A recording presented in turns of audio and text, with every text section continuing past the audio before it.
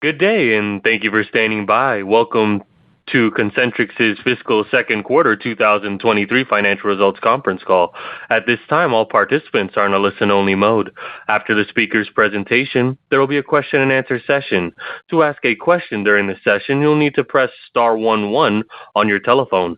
You will then hear an automated message advising your hand is raised. To withdraw your question, please press star 11 again. Please be advised that today's conference is being recorded. I would now like to hand the conference over to your speaker today, David Stein, Vice President of Investor Relations.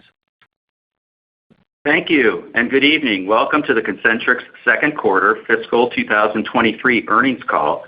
This call is the property of Concentrix and may not be recorded or rebroadcast without the written permission of Concentrix. This call contains forward-looking statements that address our expected future performance and that by their nature address matters that are uncertain. These uncertainties may cause our actual future results to be materially different than those expressed in our forward-looking statements. We do not undertake to update our forward-looking statements as a result of new information or future events or developments. Please refer to today's earnings release and our most recent filings with the SEC for additional information regarding uncertainties that could affect our future financial results. This includes the risk factors provided in our annual report on Form 10-K. Also during the call, we'll discuss non-GAAP financial measures, including free cash flow, non-GAAP operating income, adjusted EBITDA, and adjusted EPS, as well as adjusted constant currency revenue growth. A reconciliation of these non-GAAP measures is available in the news release and on the Concentrix Investor Relations website under Financials. With me on the call today are Chris Caldwell, our President and Chief Executive Officer, and Andre Valentine, our Chief Financial Officer. Chris will provide a summary of our operating performance and growth strategy, and Andre will cover our financial results and business outlook. Then we'll open the call for your questions. Now I'll turn the call over to Chris.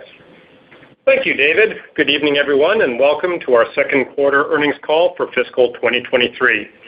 During the quarter, we received many investor questions about the impacts of the ongoing macroeconomic environment, the status of our transformative combination with Webhelp, and the emergence of generative AI technology. I will provide a brief update on each of those topics today. I would also encourage those listening to download our updated ESG report from our website that we just released. Now, let's begin with our Q2 results. While we were disappointed in not being within our guidance, I am pleased that as a team, we did grow and drive margin expansion and strong cash flow in the quarter, despite the fact that certain clients saw volumes that were well below their expectations entering the quarter.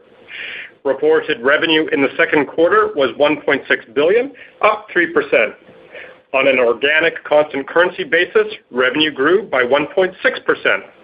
Our second quarter non-GAAP operating income improved to $221 million, growing 3.6%. Adjusted EBITDA increased 3.5% to $259 million compared with last year, and both our non-GAAP OI and adjusted EBITDA margins were up 10 basis points over last year. This reflects our ability to manage our cost structure dynamically when volumes from clients are lower than their expectations. Non-GAAP EPS was $2.69 per share, compared with $2.93 per share last year, largely reflecting the expected impact of higher interest rates. While we continued to see volume softness, we also experienced relative strength across certain strategic verticals, particularly with clients in the healthcare, travel, insurance, and certain parts of our technology portfolio. The volume softness that we have seen in recent quarters in the retail, e-commerce, consumer electronics, and telecom industries continued, and in some cases intensified with certain clients, despite us maintaining or growing share within those clients. From a catalyst perspective, our large project that we have talked about on past calls will have no further ramp this year, reflecting conversations within the last few weeks driven by budget pressures at the client. We are adjusting our outlook and cost structure accordingly.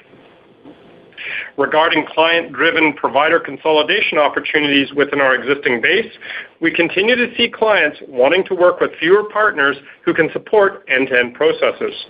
This trend favors partners like Concentrix who have the breadth of capabilities to serve clients in the strategic partner role. Currently, clients are faced with a dilemma regarding whether to cut costs by consolidating partners or holding excess capacity. These decisions are occurring more slowly than we originally expected. Additionally, while we are gaining share by winning provider consolidation opportunities, the volumes we are consolidating with clients are starting at a reduced level. We see these factors as temporary, and if the softness persists, we expect clients will speed up their plans for consolidation, which we believe benefit us. From a sales perspective, we signed business with 24 new logos in the quarter. The pipeline of new business has remained solid, although clients are focused on optimizing their cost structure rather than expansion, and we are seeing smaller deals and slower approval processes once we have been chosen as the partner. From a Catalyst perspective, we're very happy with new wins coming in that combine our CX operations and digital IT service offerings. Again, these wins tend to be smaller as large transformational projects are taking much longer to transact.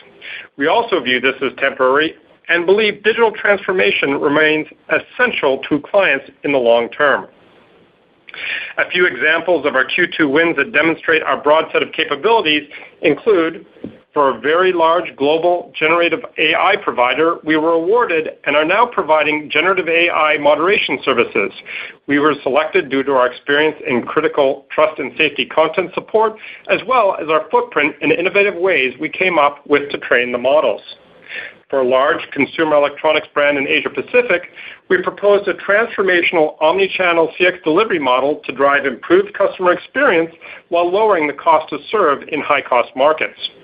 We designed and built the solution with AI-enabled translation services, which are providing an accelerated, more profitable path to growth for our client. We were selected because of our domain knowledge, the ability to integrate complex technology, and our understanding of the local markets they were looking to grow in. For a major airline operating in EMEA, we were selected to become the primary provider to drive improved experiences and drive better support across all key languages, incorporating new digital and AI-powered capabilities and replacing other providers unable to provide a full solution. We were selected because of our multilingual footprint, ability to integrate technology, and the ability to lower the number of partners the airline had to deal with to get a full solution. For a large consumer communications brand in EMEA, we won a significant new agreement to deliver reimagined service models for improved customer acquisition and retention using sophisticated analytics and AI-enabled technologies. We were selected because of our understanding of the market, our robust sales capabilities, and our ability to automate manual work they were currently challenged with. In Catalyst, we identified opportunities to improve a large transportation company's software implementation speed and support costs. Our proactive approach helped us secure the consulting engagement as the exclusive provider. The client embraced our recommendations, leading to a shift in their product strategy and further engagement around their product development. We were selected because of demonstrated expertise in software development, implementation practices, and managed services of software environments while having a focus on the customer experience of the user during transition of software. In all of these examples, the client's needs aligned to our sell-as-one approach while demonstrating the effectiveness of our design, build, run, go-to-market strategy. We have remained disciplined in our approach to pricing in the current market and on selling profitable, sustainable programs for the future that build on our unique capabilities. From an operating perspective, we continue to achieve strong customer satisfaction and innovation scores, which we believe will again help us to be a continued partner of choice. Moving to our proposed transformative combination with Webhelp, we recently filed our proxy statement that provides more insight into the transaction and have made great progress on integration planning since announcing the combination. Their share purchase agreement has now been signed. We have started to receive approvals from various regulatory agencies and have made strong progress towards completing the financing. As we discussed on our last call, Webhelp will diversify our revenue, client base, vertical focus, and global footprint. WebHelp will also add capabilities and deep domain expertise to our European, African, and Latin American market presence. The potential combination has been very well received by clients of both companies, and we believe there is a strong potential for growth in selling WebHelp's capabilities into our client base, as well as selling our capabilities to the more than 1,000 additional WebHelp clients, as we have successfully done in past combinations. WebHelp also brings recognized and exceptionally technology-enabled solutions, including anti-money laundering, know your customer, and payment processing services, and telehealth, which we believe we can expand into many Concentrix clients and regions. The combination is expected to be accretive from the outset. We project mid to high single-digit earnings per share accretion in the first year, followed by double-digit accretion in the second year. Additionally, we feel very confident about achieving cost synergies of $120 million by the third year through various measures such as IT systems harmonization and real estate footprint rationalization as two examples. WebHelp's performance in the first quarter surpassed expectations with low double-digit constant currency like-for-like growth. This was above WebHelp's planned growth for the quarter. We continue to expect that WebHelp will exceed 8% like-for-like revenue growth for the full year 2023 and will deliver approximately $500 million in 2023 adjusted EBITDA, consistent with our expectations when we announced the transaction back in March. 3 months since signing the combination, we believe the rationale for the WebHelp transaction has only been strengthened, and we look forward to realizing the benefits of the transaction for our clients, staff, and shareholders. We continue to expect the combination to be completed by the end of this year. Now, I would like to spend a few minutes discussing our perspective on generative AI. As background, we have been using various forms of AI for over 2 years. As a technology-enabled industry leader, we already deploy AI tools across 60% of our business and are on track to have this close to 80% by year-end.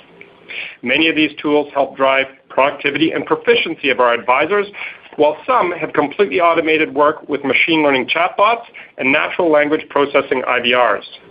We have talked about a number of these use cases on prior earnings calls. Our depth of experience comes from trialing a myriad of AI tools in our business over the years and identifying tools that are scalable and secure for deployment. This gives us a rich understanding of the opportunities and challenges of sustainable deploying the technology in our client's environment and workflow. Our depth of experience with established forms of AI, as well as our current client discussions, have helped inform our point of view regarding generative AI in the current market. We see generative AI as a continued evolution in enhancing solutions we can deliver to our clients. Our conversations about generative AI are centered around security, data management, and how to fit the technology into the advisor and customer workflows we help our clients design, build, and run.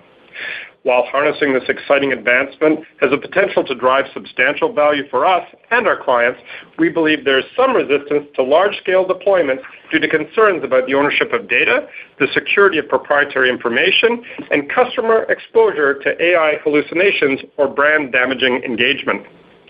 While we will help our clients navigate these concerns, we continue to believe that the near-term focus for using this new technology will be on driving the productivity and proficiency of advisors before opportunities to fully automate work start to gain traction. We have many use cases in place that are proving out our thesis that generative AI will create new revenue opportunities and greater margin expansion opportunities for us while saving our clients' costs. Our processes and philosophies have proven successful with past technological advancements, and we believe generative AI will be the same. In addition to the multiple examples of new business wins in the quarter that we called out earlier, most of which use machine learning AI in the solution, our generative AI proof of concepts also span multiple industries and clients. A few examples of our use cases that are currently being done: we are working on leveraging proprietary large language models to ensure accuracy and compliance in regulated industries. We have seen benefits of being able to review materials far faster than we can with current tools for compliance. We have a pilot currently where we are using generative AI to condense training materials and provide Gen AI videos of courseware at a fraction of the cost that we can do currently. This already is being tested in production, and we expect to ramp this up to thousands of staff over the coming months. We're working with a large airline, taking notes from interactions with customers and condensing it down for training and coaching that provides insights into how an advisor is working. Our proof of concept is currently saving about 45 minutes to 60 minutes a day for our coaches on preparing materials for their sessions with the advisors. We expect it to be rolled out across the entire program and other accounts starting in our fourth quarter. Lastly, using GenAI, we have been able to greatly speed up a client's ability to scan through their knowledge bases and provide summary information back to an advisor to help them with their conversation with customers. This use case went into production last week on a program, and we're seeing the desired results of faster time to serve with greater ability to solve the customer problems faster. In all of these, we are working with our clients to evaluate the cost structure of generative AI and determine if machine learning or other types of automation are more cost effective. GenAI does have a cost factor to it, and we expect that it will cause some clients to continue to look at other methods of automation or offshoring first, as generative AI costs inevitably will come down. Our investment in developing our Catalyst business has significantly expanded our capabilities in being able to design, build, and run generative AI solutions at scale with thousands of staff able to deliver strategy, design, and technically integrate the solutions when the need occurs. We view this as a unique capability that differentiates us significantly from our traditional CX peers. We believe that the role of Concentrix will remain crucial even as clients have the option to purchase large language models directly. Generative AI is not a plug-and-play technology in the enterprise environment, and services are required to ensure a consistent and positive outcome when a company's brand reputation is on the line. The implementation and last-mile tasks such as model tuning, feedback gathering, training, exception handling are requiring human involvement and deep domain expertise. As a result, we believe that Concentrix will play an indispensable role in assisting clients with these critical elements, allowing us to add higher value services that don't exist today so our clients can fully utilize the benefits of this technology. We have the experience, the expertise, and the vision to leverage this technology to drive significant value for our clients and our business. Now, with all automation, we expect some revenue impact over time, but we believe it will be offset by new work and increased margin potential. We expect a modest acceleration of the volume of transactions we already automate each year, and the economics for us and our clients will depend on where those transactions are currently serviced from. We are committed to delivering outstanding outcomes and maintaining our leadership position in the AI and automation space. In summary, despite facing macroeconomic challenges that have impacted volumes for some clients, we achieved revenue growth and margin expansion this quarter. We are successfully planning for the combination with Webhelp and investing in harnessing the power of generative AI while continuing to drive strong, positive cash flows. We are focused on aligning with the changing demands of our clients to enhance our long-term partnership for Concentrix and the market that we serve. Finally, I want to take a moment to express my appreciation to our dedicated, award-winning staff. Their hard work, resilience, and unwavering commitment to excellence are the driving force behind our success. Also, I'd like to thank our clients for their trust and our talented board of directors for their support. With that, I'll turn the call over to Andre. Andre. Thank you, Chris, and hello, everyone. I'll begin with a look at our financial results for the second quarter and then discuss our business outlook for the third quarter and the full year 2023. We delivered revenue growth and margin progression in the second quarter. Revenue in the second quarter was $1.61 billion, up 3% on an as-reported basis.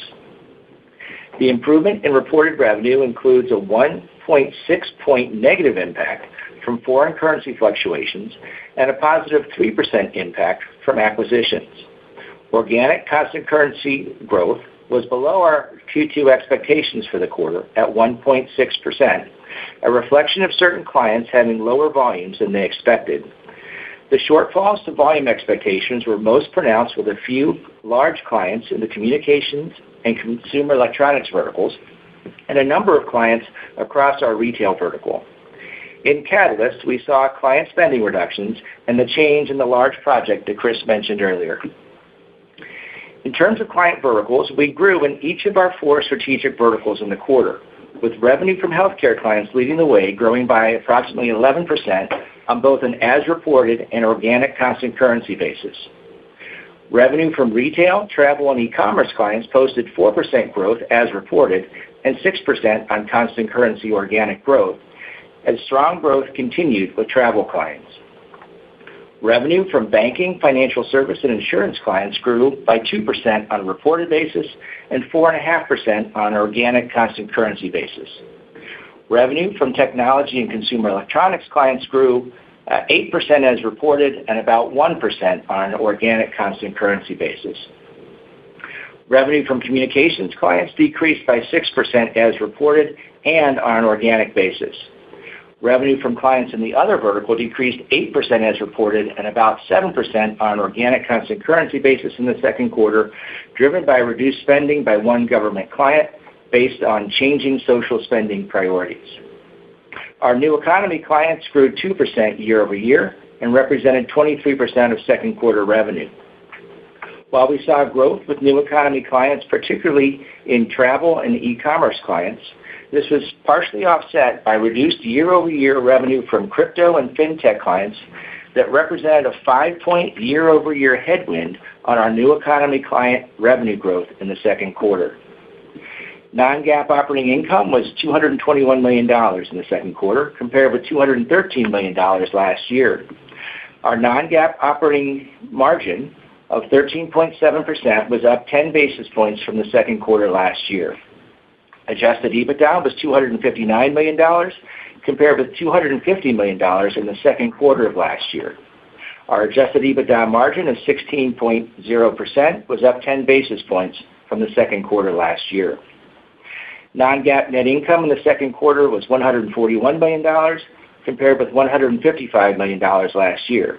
Earnings per share were $2.69 per share on a non-GAAP basis, compared with $2.93 per share last year. GAAP results for the second quarter of 2023 included $39 million of amortization of intangibles, $11 million of share-based compensation expense, and $32 million of acquisition and integration expenses. Of the transaction and integration costs incurred in Q2, approximately $8 million is reflected in GAAP operating income. $12 million is reflected in interest expense, and $12 million is reflected in other expense. The $12 million included in interest expense relates to fees associated with the bridge financing that was put in place for the Webhelp transaction. The $12 million reflected in other expense relates to a mark-to-market loss on options that were purchased to hedge the FX impact of movements between sign and close on the portion of the Webhelp purchase price that is denominated in euros. Our GAAP tax rate was 25.6% in the second quarter, and our non-GAAP tax rate was 25.3%. Turning to cash flow, second quarter cash flow from operations totaled $133 million, and capital expenditures were $32 million. This resulted in free cash flow of $101 million in the quarter.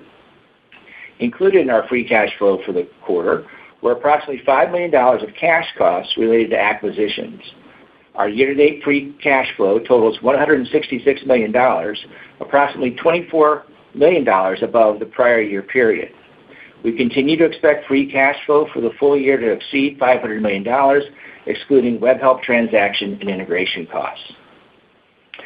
Moving to the balance sheet, at the end of the second quarter, cash and cash equivalents were $153 million, and debt outstanding was $2.13 billion. Net debt was $1.98 billion at the end of the quarter.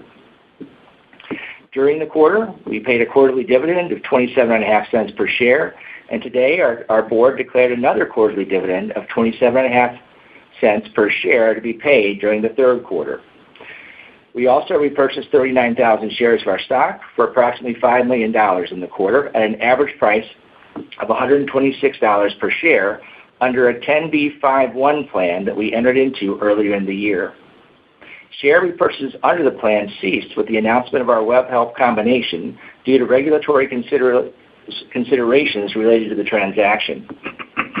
After filing our proxy statement last week, We expect to continue our share repurchase activity in the third quarter. We have $339 million remaining on our share repurchase authorization, and it's been our intent to repurchase shares to offset dilution. We believe that our shares are undervalued and that continued modest share repurchase at this valuation is warranted and will be accretive to EPS. At the end of the second quarter, gross leverage was approximately 2 times adjusted EBITDA, and net leverage was approximately 1.9 times on a trailing 4 quarters pro forma basis. Our liquidity remains strong at approximately $1.4 billion, including our $1.043 billion undrawn line of credit, cash on hand, and additional capacity under our AR securitization. Now I'll take a moment to review elements of the Webhelp combination. As I said when we announced the combination, on a pro forma basis, the combination with Webhelp will add $3 billion in 2023 revenue and approximately $500 million of 2023 adjusted EBITDA to Concentrix. The combined company will have $9.6 billion in revenue and almost $1.6 billion in combined EBITDA in fiscal year 2023 on a pro forma basis. We expect earnings per share accretion of mid to high single digits in the first full year after close and double-digit accretion in the second year. We also expect to realize $75 million in synergies in the first year after close, growing to $120 million in synergies in year 3. While not included in our model, identifiable revenue synergy upsides exist related to opportunities that the companies couldn't pursue separately prior to the combination. When announced, the transaction was valued at $4.8 billion, which included approximately 14.9 million shares of Concentrix stock to be issued at closing, valued at $120 per share, 500 million euros in cash to be paid at closing, 700 million euros in deferred consideration in the form of a 2-year note payable to Webhelp shareholders that will bear interest at 2%. The 14.9 million shares to be delivered at closing is a fixed number of shares. It is not impacted by changes in our stock price post-announcement. Accordingly, with the recent reduction in trading value of our common stock, the current value of the transaction is below the originally announced $4.8 billion. The transaction consideration also includes 750,000 additional Concentrix shares that will vest based on certain conditions, including if the Concentrix share price appreciates to over $170 per share within a specified period following closing. The transaction was structured to maintain investment-grade rating for the debt that we will issue. Since we announced the transaction, we have amended and expanded our revolving credit facility to include an increase in our Term Loan A to up to $2.145 billion at the time that the combination closes. We have also increased the size of our undrawn revolver. In addition to the increased borrowings in our Term Loan A, we now expect to finance the transaction through the issuance of approximately $2.2 billion in senior unsecured bonds, with maturities split between 3 years, 5 years, and 10 years.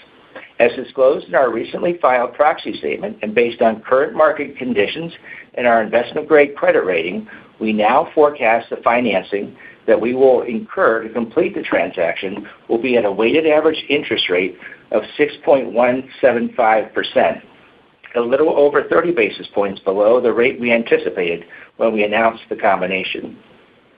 We continue to estimate that our net debt to adjusted EBITDA will be about 3 times on a pro forma basis when the combination closes later this year. As we said at the time of our announcement of the combination, our strong free cash flow generation and adjusted EBITDA growth gives us a clear path to reducing leverage, and we are committed to reducing our net leverage to about 2 times within 2 years after the transaction closes.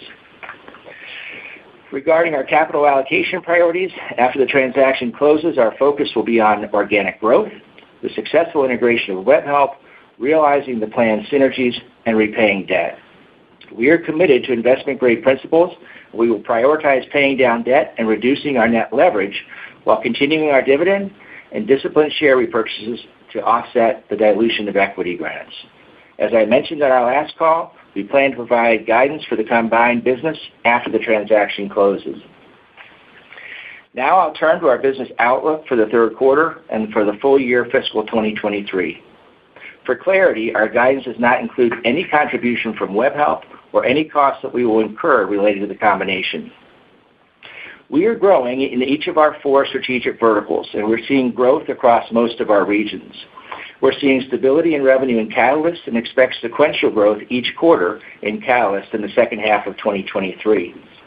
However, we are seeing near-term impacts with certain clients. In Communications, we are seeing a meaningful impact on our revenue expectations for the year for Catalyst, driven by the delay to the large project that Chris discussed earlier. We're seeing lower than expected revenues from a few large clients we mentioned earlier, reflecting the lower volumes they are experiencing. Finally, our revenue expectations from retail clients have been reduced by lighter than expected volumes across many clients in this vertical. Our expectations do not include any improvement in the macroeconomic environment and continue to reflect muted seasonal volumes in line with what we experienced in fiscal 2022. As a result of these factors, we are revising our revenue expectations for the fiscal year. However, we remain focused on maintaining our profit margins while confirming our expectations for strong free cash flow generation for the year. For the third quarter, we now expect organic constant currency revenue growth to be in a range of 1.5 to 2.5%. Based on current exchange rates, we expect a 0.2 point positive year-over-year impact on reported revenue in the third quarter. We expect the timing of our 2022 acquisitions to contribute approximately $28 million of incremental year-over-year revenue growth in the third quarter. Based on these assumptions, we expect reported third quarter revenue to be in a range of $1.635 billion to $1.650 billion based on current exchange rates. Our profitability expectations for the third quarter include non-GAAP operating income in a range of $225 to $235 million. This equates to a non-GAAP operating margin of 14.0% at the midpoint of the range, similar to the third quarter last year. We expect interest expense in the third quarter to be approximately $35 million, excluding any impact related to the Webhelp combination. We also expect an effective tax rate of 26%, and a weighted average diluted share count of approximately 51.5 million shares. Moving to our outlook for the entire year, we now expect 2023 constant currency organic revenue growth to be in the range of 2 to 3%. Based on current exchange rates, we expect a 0.5 point negative impact on reported revenues for the full year. We expect the timing of our 2022 acquisitions to contribute approximately $156 million of incremental year-over-year revenue growth for the full year. This equates to reported full-year revenue in a range of $6.575 billion to $6.640 billion. Our full-year profitability expectations now include non-GAAP operating income in a range of $920 million to $945 million. This equates to a non-GAAP operating margin of 14.1% at the midpoint of the range, up 10 basis points from the prior year. We expect full-year interest expense to be approximately $138 million, excluding any impact related to the Webhelp combination. We also expect an effective tax rate of approximately 26% and a weighted average diluted share count of approximately 51.5 million shares, again excluding any impact from the shares to be issued to complete the Webhelp combination. We continue to expect strong free cash flow for the year, with free cash flow growing to over $500 million in 2023, an increase of at least 8% over 2022. Our business outlook does not include acquisition-related impacts or transaction and integration costs associated with our acquisition of Webhelp or any future acquisitions. Also not included in the guidance are impacts from future currency fluctuations or future share repurchases. In closing, we are focused on margin expansion and cash flow generation while taking advantage of the market opportunity that generative AI poses and completing and successfully integrating the Webhelp combination. We believe that our focus on these areas will position us for future growth and value creation. At this time, operator, please open the line for questions. Thank you. As a reminder, to ask a question, please press star 11 on your telephone and wait for your name to be announced. To withdraw your question, please press star 11 again.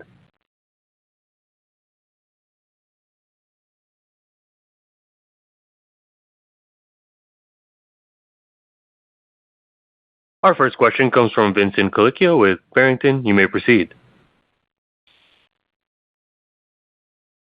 Yes, thank you for taking my questions.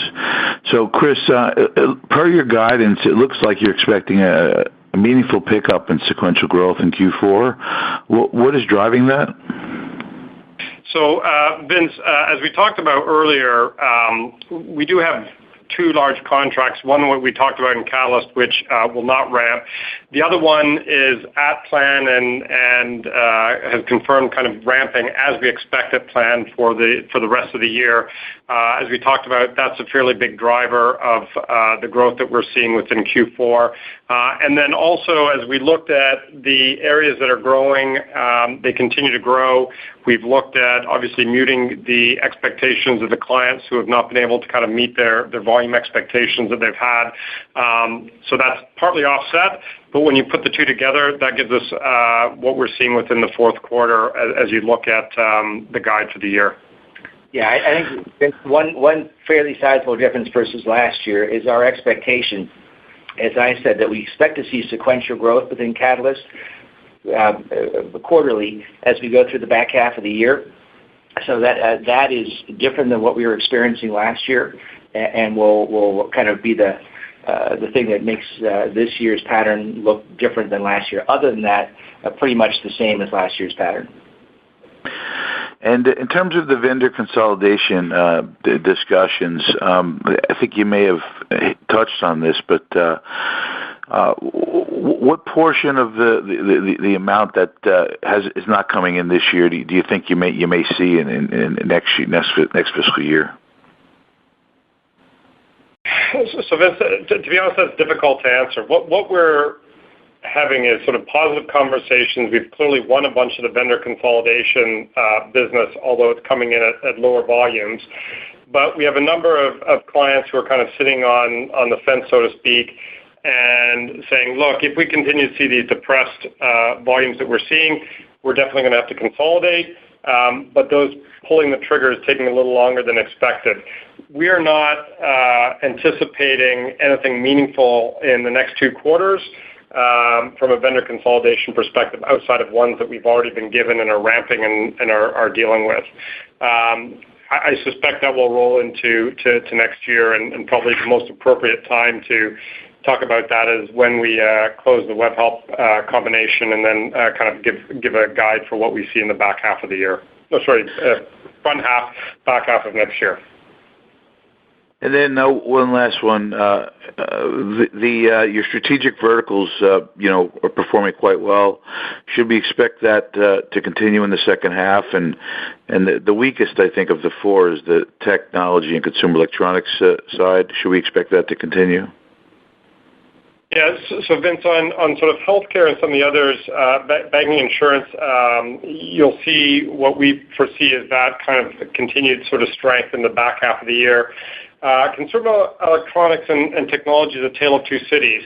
Consumer electronics, we continue to see, frankly, as Andre called out, some of our larger clients suffering some fairly big volume declines within that space.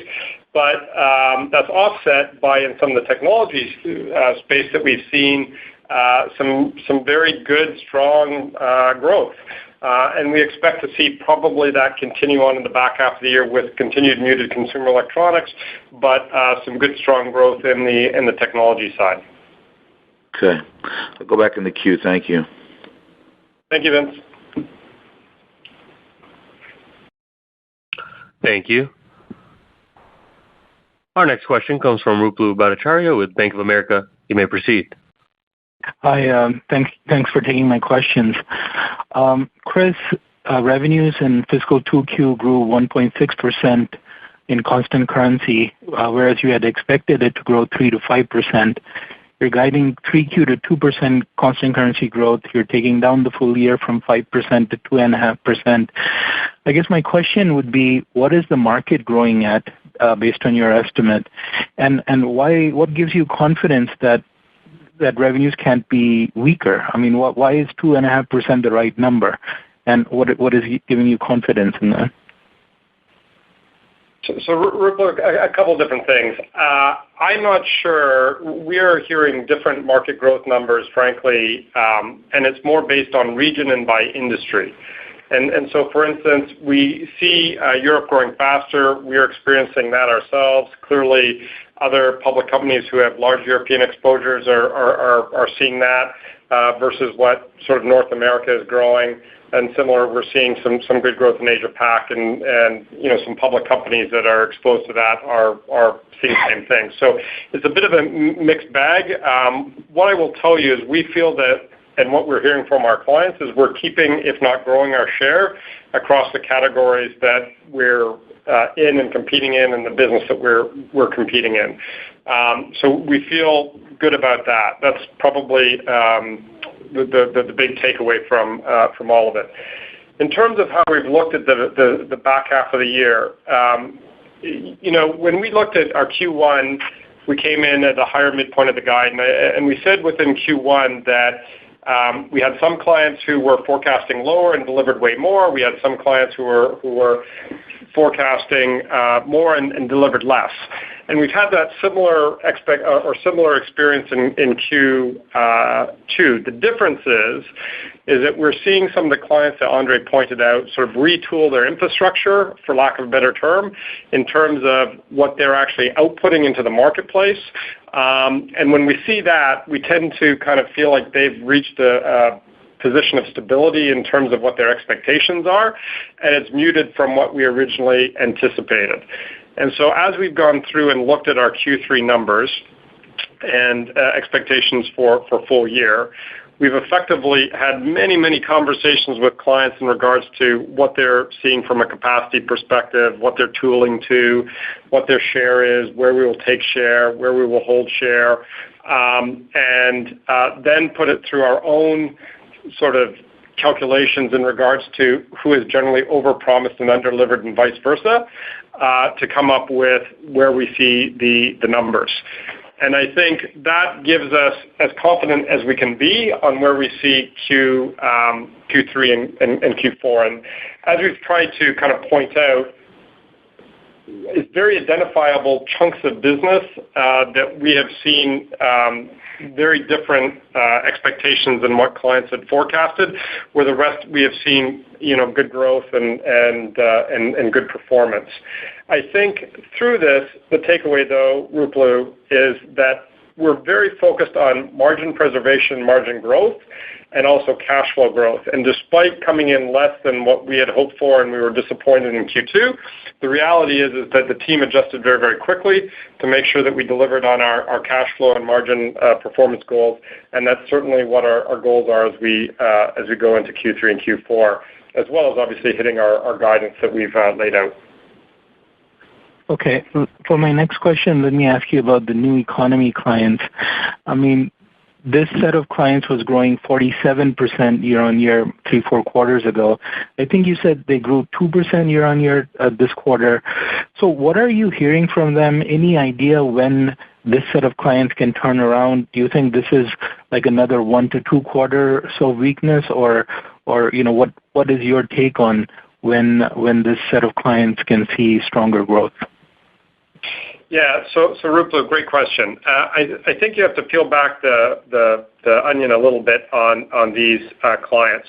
Where we're seeing weakness in this portfolio of clients is, as Andre pointed out, primarily crypto year-on-year, which is now de minimis to us kind of going forward, and then also in some of the fintechs. And to be more specific, we're seeing weakness in North American-based direct-to-consumer fintechs, which have dramatically kind of cut back their customer acquisition and spend and are more focused at kind of driving, frankly, real, tangible, profitable returns.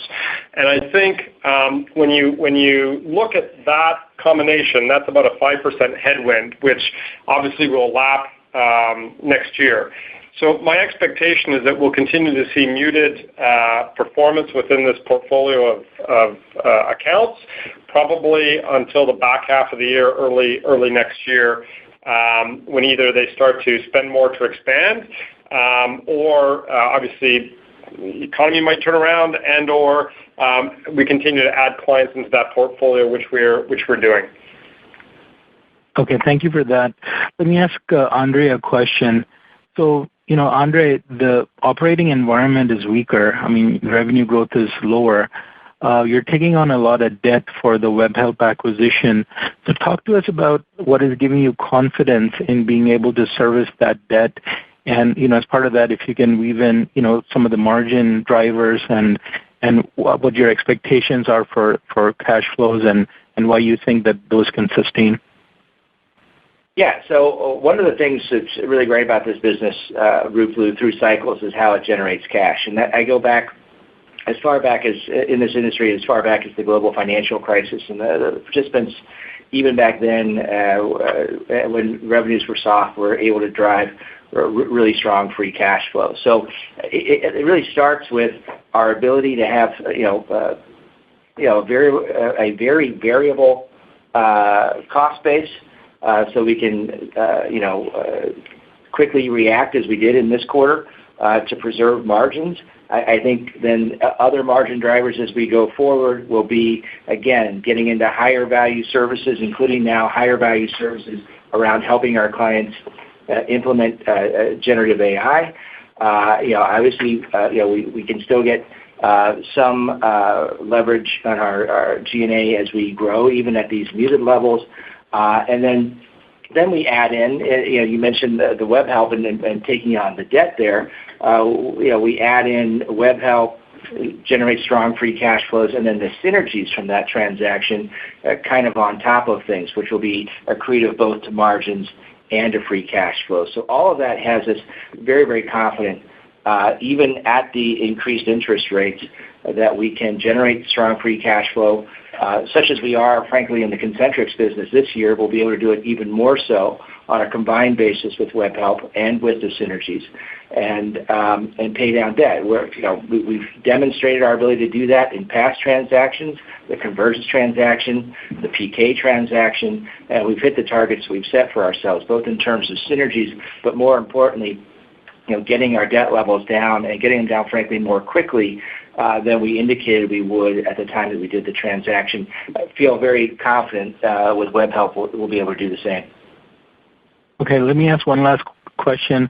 From the prepared remarks, it sounded that WebHelp had stronger growth. I think you mentioned something about 8% year-on-year constant currency. Was that right? And why do you think that is? Is it a difference in geographies that's causing that? It just sounded that they had better performance. So what do you attribute that to? So what we said was on a like-for-like constant currency basis, low double-digit growth. And so that's the growth rate in the first quarter. That is above expectations that WebHelp had for the quarter, or that we had based on the diligence that we did. What we built into our model for this year is 8 to 8.5% growth in the WebHelp business. So we remain very, very confident that they can deliver that. This really speaks to the quality of the asset here that we're combining with their strong footprint in EMEA, particularly with nearshore and offshore offerings supporting European languages, as well as the very, very strong operations and strong growth that they're seeing in Latin America. If you look at kind of one of the rationales for this combination, if you look at other public peers who break out their revenue growth rates by region, Europe is growing quite well, as is Latin America. And frankly, we're growing well there as well, but we are subscale. And so, that's what I would read into their results, and it's why we're so excited about completing the combination, the great progress we're seeing on the integration, and then moving forward together. Okay, thank you for taking my questions. Appreciate it. Sure. Thank you. And as a reminder, to ask a question, you will need to press star 11 on your telephone. Our next question comes from Joseph Vafi with Canaccord Genuity. You may proceed. Hey guys, good afternoon. Thanks for taking the questions. Maybe just a couple One's based on your comments, Chris, on the AI front. Could you maybe perhaps give us a little more color? I know you mentioned cost being a factor in the technology and its implementation versus, potentially other solutions. I think it'd be interesting to hear it's early days, but, the cost of some of this technology versus, maybe traditional servicing of those volumes. And I have a couple follow-ups. Yeah, for sure, Joe. So traditional and even sort of the I don't want to call it traditional AI, but the AI that we've deployed that's more machine-based learning or natural language processing, generally the cost model is based on per seat, per license, per current transaction, and doesn't necessarily have to deal with the type of transaction or the length of transaction that is being incurred. So for instance, asking a very simple question to having a back and forth that lasts 10 minutes, generally the same price, and you get some variability out of that. The way generative AI is currently priced and the way the models work is that you actually pay per sort of, and I'm very simplifying this, per character that you're asking it to do and back and forth. So longer queries take more time, take more money, and cost more. That kind of goes back and forth with it. Plus, as you look at the proprietary information that you're uploading into the cloud for a storage perspective, you're paying for the storage that kind of goes along with it. Then you're paying for the technology licenses of the technology you're deploying to kind of give that last mile application to the client. So there's a lot more costs associated with it. And so for some transactions or some productivity gains and proficiency gains, that makes sense. For others, it doesn't because you don't get the benefit of it. The real conversations we're having with clients around generative AI right now, though, cost is one factor, but it's more about predictability of results, where if, it's not one or two questions coming up with the same answer. It's like if you ask it 10,000 questions, does it come up with the same answer? Or does it start to hallucinate and kind of give some odd feedback to a client or to a customer that people don't want necessarily going direct? And then two, around the security of their data and around who owns the data. Most of the generative AI kind of implementations and instances and everything like that right now is you're giving up, unless you're spending a vast sum of money, you're giving up sort of that data to the generative AI cloud providers in order for them to kind of tune their models, make things better for everybody. And we just, when we talk to our clients, they're just not prepared to do that yet. Will that change? Possibly, but right now they're more focused on how do they own the data, how do they own the learnings, how is it aligned to their brand? How does it give predictable results? How is it secure? And so a lot of that focus is now saying, okay, well, let's focus on proficiency of our staff delivering services, because if there's a hallucination or something else, then a human is there to make sure that it's safeguarded. And then also the queries and back and forth, the human can handle a lot of the back and forth and really then kind of search and engineer the prompts, for lack of a better term, to what the information is that customer is looking for much faster. And that's what we're seeing in our proof of concepts. That's what we're deploying right now. And we're seeing the benefits as expected. We're seeing faster resolution time for customers. We're seeing higher CSAT scores because it has faster resolution. We're seeing an easier experience for the advisor in order to get the information. And because we're able to get things done faster, the client saves some money from it because they have more capacity with less, they have more capacity for less money, in effect, is the way they look at it, if that makes sense. Yep, fair enough. And then, we've seen some of the other players, I guess, in the broader ecosystem, maybe, especially also over in the IT side of things, kind of announce like major AI investment initiatives of their own internally to build the practice up.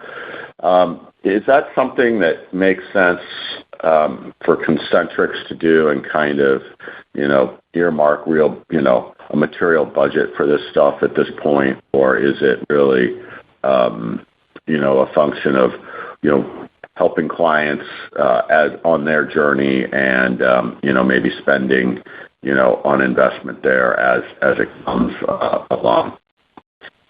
Yeah, Joe, that's a great question. the reality is a lot of press releases, I think, are somewhat misleading around where the spend is going and what it's for.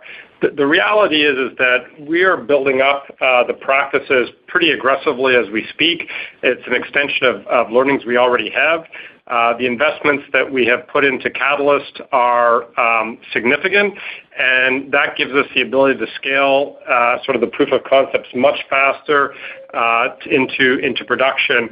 And, as a whole, as a company, we spend tens of millions of dollars on R&D and our own technology and development. That hasn't slowed down or stopped or anything like that. We continue to see that as critical investments for our future. And so I think we're at the right investment level, and we'll continue to ramp it up as we drive more and more into production and win more and more business around it. Fair enough. And then just one final one on the large catalyst project that's been, I guess, is it fair to call it delayed and not canceled at this point? And then, is there any kind of view as to if it's just delayed, when it may start to ramp again? Thanks a lot, guys. Yeah, Joe, no problem. Just for clarity, we won this project back, and I'm sad to say, in sort of Q3 of last year. And the original plan from the client was to kind of get to full production in Q2, Q3 of this year.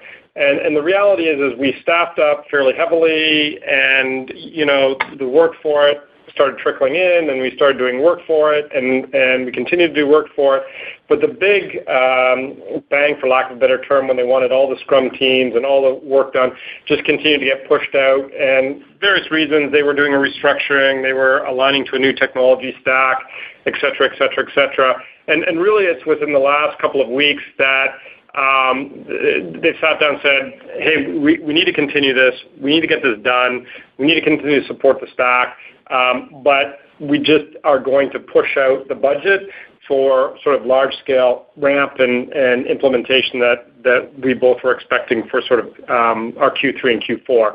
So it's not canceled. We are getting revenue from it, but it is a much lower run rate, and it will, frankly, push the project out further, but at this much lower run rate versus what we had expected. So that does have a fairly big impact to us as we called it out from a size-wise perspective for the back half of this year. I do not expect that in the front half of next year it will come back in a meaningful way. I think it will continue to kind of slowly increase as the client kind of aligns budgets and it comes back on to be a priority. But it's absolutely not canceled. It's still there, and we're still billing for it, just at a much reduced rate. Yeah, as we talk about the sequential growth that we expect in Catalyst, over the back half of the year, it is not really a major contributor to that at all at this point in our expectations. What we are seeing are some nice smaller wins that are helping Catalyst stabilize revenue and then begin to grow as we expect it to. It actually grew slightly sequentially in Q2, and we expect that to accelerate a bit in Q3 and even more into Q4. But again, not based on that large contract, but on a bunch of other smaller wins across the verticals. Great. Thanks, Chris. Thanks, Andre. Thank you very much. Thank you. And I'd now like to turn the call back over to Chris Caldwell for any closing remarks. Great. Thank you very much, everybody, for joining us today. We always very much appreciate your interest in Concentrix, and we're committed to maintaining strong profitability and cash flow generation, especially around executing our strategic objectives. We look forward to talking to you next quarter. Thank you very much, everybody. Thank you. This concludes today's conference call. Thank you for participating. You may now disconnect.